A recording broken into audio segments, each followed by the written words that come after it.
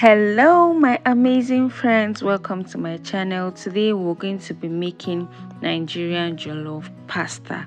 Let's go straight into the recipe. I started by boiling my pasta with a little of salt.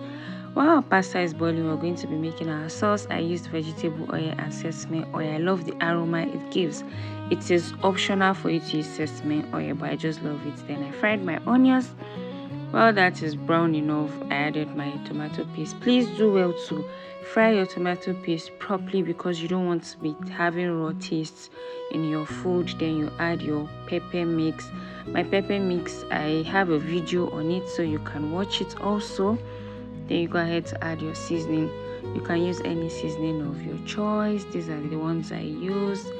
Then you go ahead and add your Maggi cubes. Let that fry for a while.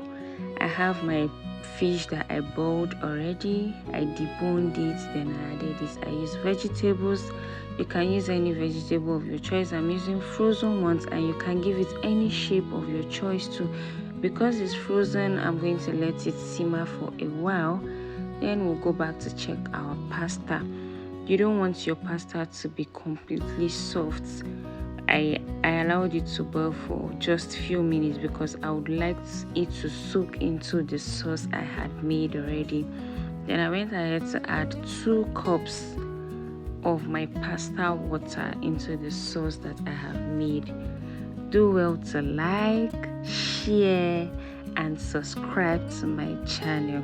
So now we are mixing. You want everything to incorporate properly. And here we are done. Now you can go ahead to serve your guests, your family, and this is so delicious. Camera is not doing justice to how sweet this is. Thanks for watching. Please subscribe.